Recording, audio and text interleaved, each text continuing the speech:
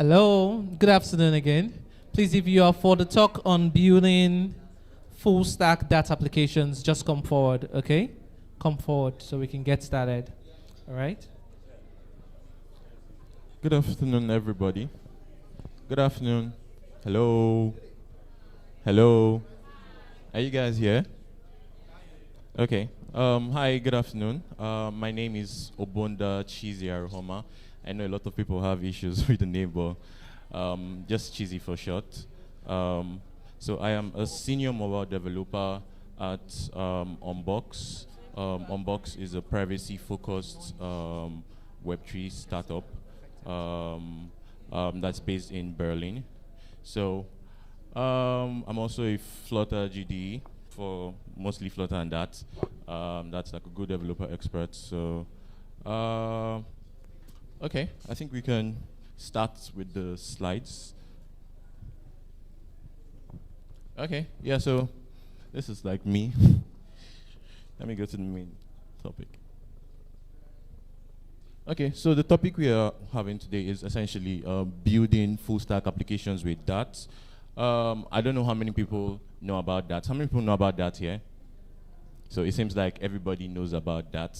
But did you also know that that wasn't only built for building mobile apps? You can actually build APIs with that. You can actually build stuff that runs on like your embedded systems like Arduino, Raspberry Pi, and virtually everywhere that you have or that you can run stuff like Python and Java, you can also run that code on it.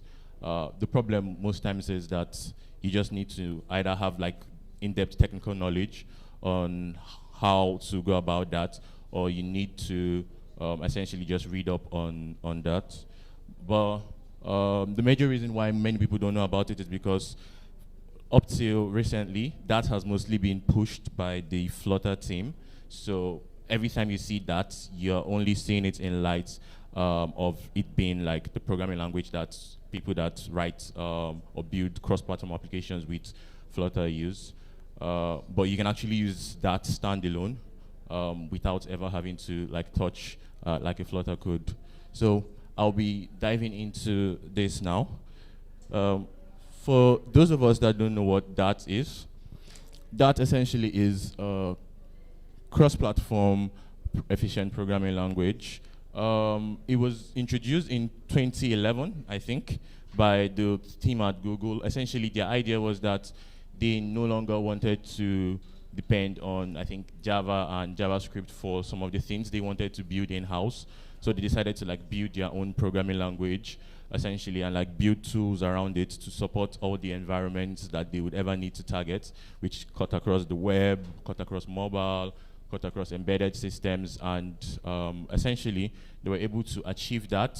But up till about 2017, that was majorly used as the internal programming language for some of the stuffs at Google. The original, I think the original like bits of that were like a bit verbose and very JavaScript-like.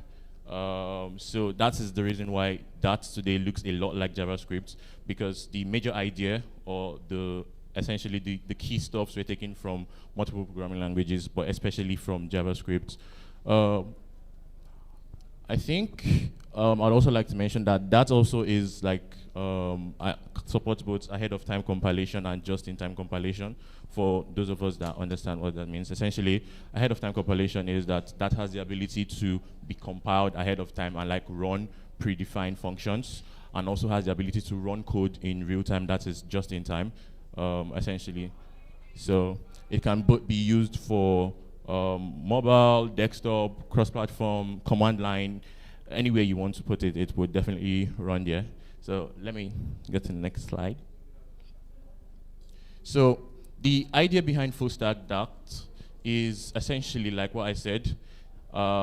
It's a concept of displaying that in not just the mobile environment, but like a as like in the entirety of like cross-platform. So for that to say it's really like cross-platform, it must not only run on the mobile it must also run on the web, it must also run on embedded system, it must also run on servers also. So that's the idea behind cross-platform that, and full stack that.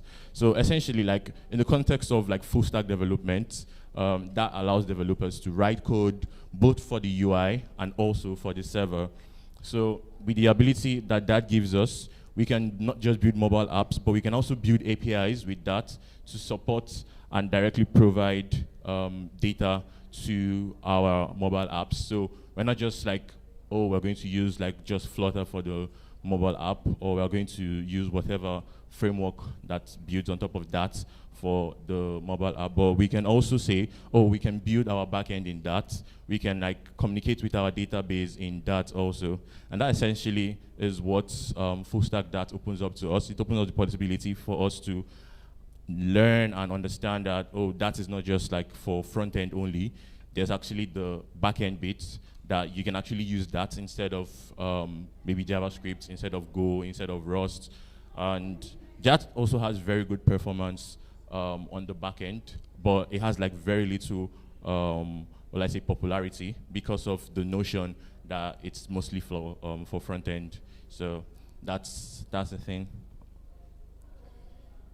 So I also put some examples of server-side DAT. So first of all, we have Aqueduct. So Aqueduct is mostly like a framework that was built on top of that. I'm not sure if it's like still maintained, but originally the idea behind it was it was supposed to look something like Express. I don't know if anyone knows Express.js. Yeah, it looked a lot like Express.js but was built in that. Essentially, it allowed you to build APIs, handle routes, handle middleware, everything concerning like the entire like structure of building APIs, very similar to how you do it in Node.js. That was what Aqueduct made possible, and it also made it possible in Dart. We also currently have Dartfrog. So Dartfrog is a very, very lightweight server-side framework by the team at Very Good Ventures. So they created Dartfrog to essentially provide a very small toolkit to allow developers build APIs in Dart. And the APIs you would be building with Dartfrog are very, very simple. They have most of the features that you need already inbuilt. I think it also works on a file-based naming structure. So you just name your files how you want your routes to be defined on the back end, and the framework handles the routing. Currently, we also have one of the oldest ones, which is Dart Shelf. So Dart Shelf was created by the Flutter and Google teams in-house. Essentially, it was one of the first server-side frameworks for Dart. It enables and it actually powers a lot of stuff in the Flutter ecosystem. For example, your pub.dev is hosted with Shelf, and most of the code for interacting with packages in the Dart ecosystem use Shelf as the API that runs behind that. Then we also have Angel. I don't know if everybody can say that, but it's like the one before Serverpod. It's called like Angel Framework. It was also one of the first frameworks for backend in Dart. It was built by, I think, Toby. He was a developer, one of the first developers to start working with Dart, essentially. I think he's still at Google now. Essentially, he joined Google to work on this more. I'm not sure if it's still maintained, but it was basically one of the most popular, or is still one of the most popular frameworks for building with Dart on the back end. Then the last one is Serverpod.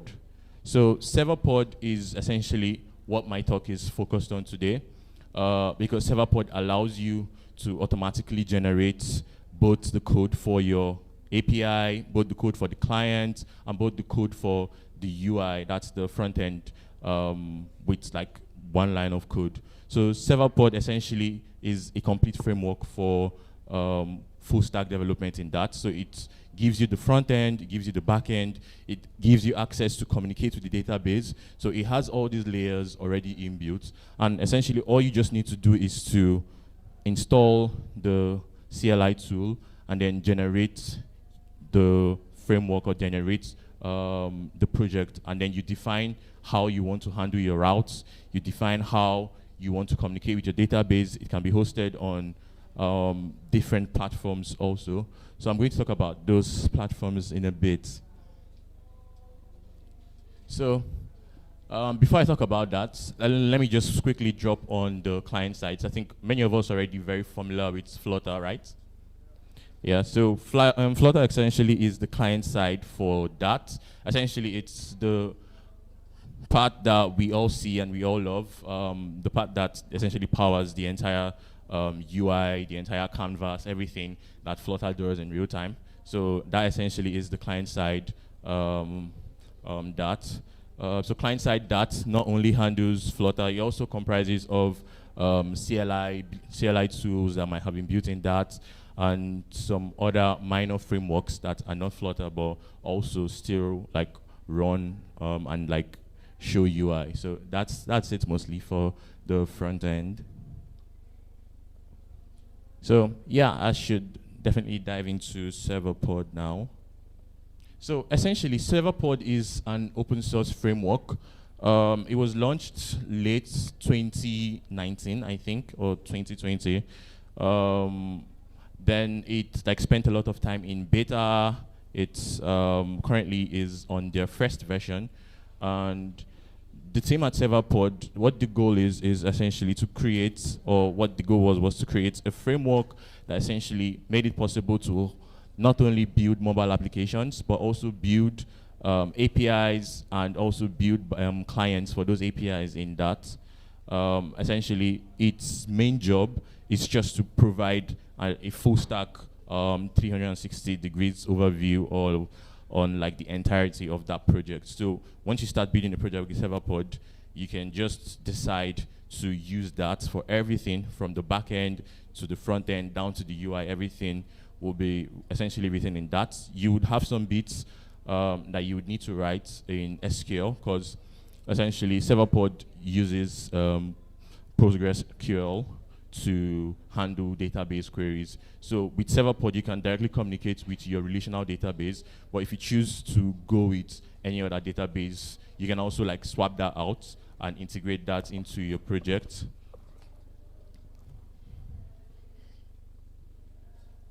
So these are some of the features that Serverpod essentially gives to us. So one of the things is that since it uses code generation, we are able to automatically generate our client side, essentially the code for our clients. This means that you are probably never going to have to touch JSON because once you write the code for the API, Serverpod automatically generates the dat client for that particular API, and you can actually call that as a function in your Flutter project or whichever project you want to use. So once you write the API, Serverpod generates the backend code and also the front end, essentially the client code that you would use to essentially make the API requests. And it also provides a way to serialize that data directly back into that object. So you're not going to have to touch JavaScript object notation. That's essentially JSON. And you will just be communicating essentially with just that, like from the front end to the back end, and also to the database. It also has inbuilt support for authentication, local caching, synchronization, uploads, and also database access. So like I said, Serverpod already has things they call modules. So essentially they're able to you're able to build in these modules or include these modules into your project. So there are modules for authentication that essentially handles everything that regards authentication, stuff like sending of verification tokens to people's emails, stuff like sending emails from the back end, has authentication bits. It has, I think it has modules also for handling, I think, I'll remember that later, but it has like some other different modules. So using that, you can essentially just add these modules into your application and like start building on top of those modules. So you don't have to build from scratch. You can just easily integrate it like line by line, routing, authentication, user management, all those things. You don't need to like worry about them. Session management also. For example, if you want to like save stuff to the like a local database, also save stuff to Redis. It also has Redis support, so you can like readily access that instead of like caching directly to your database. You can like just access Redis directly and get data from Redis. So it also has like easy deployments. So they recently added support for deployments to GCP, but previously there was support for deployments to AWS. So you can like straight from the command line deploy your Serverpod application to AWS. You can deploy to GCP. It also has support for Terraform, so you can like use that as part of your deployment strategy.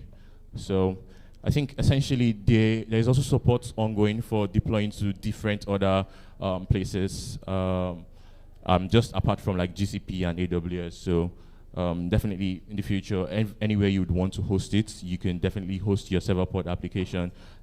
That's like mostly for the backend bits. So, and also there's the obvious integration with client side, which is essentially just mostly Flutter for now. So I think that's it. So essentially, if you'd like to create a Serverpod application, this is how you'd go about it. First of all, you would like install the Serverpod CLI, and once you were done with that, you would choose your project name. You would also then get a project structure that is similar. I'm not sure if you can see that, but what essentially is displayed here is the different projects that Serverpod would create for you. So right off the bat, it would create the Serverpod, the package for handling the APIs. That's the client. It also creates the Flutter project. That's the front end that you can run on mobile, web, desktop. It also creates the server side, which houses the structures for the APIs, the database management, and essentially every other thing that you would like to put on the server. So those three projects are created once you start working with Serverpod.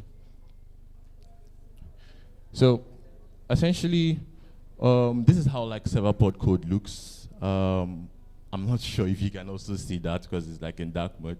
But essentially, it works based on endpoints. So there's like an endpoint class. If you want to create a new endpoint, you just extend the endpoint class. And then once you've extended the endpoint class, you have access to the entire session for that particular endpoint. You have access to the requests, the headers, all those things that you'd be receiving like on your normal APIs with other frameworks like Node and the rest. So once you're able to like extend the endpoints, you can also integrate directly with your database. You can also communicate with the database directly from inside any class that you extend your endpoint with. And essentially, I think, yeah. So for you to test your APIs, you can directly call on the API URL. So the API URLs for, or the API URLs you define.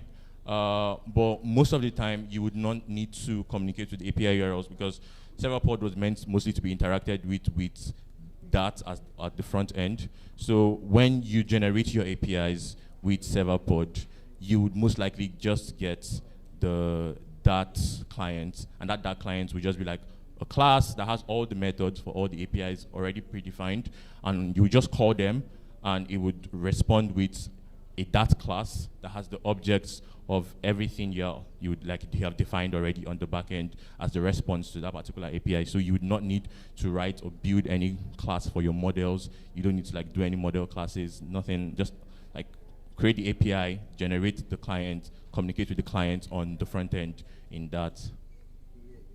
So I think that essentially is it. I didn't have enough time, but I would have showed like a demo of how it runs, how to communicate with the database, how to essentially run through the entire like Serverpod architecture. But that essentially is what Serverpod is, and that essentially is how it enables us to build full stack applications in that. Does anyone have any question? Because I think I've run out of time. Oh, that's sad. Oh, okay. Oh, okay.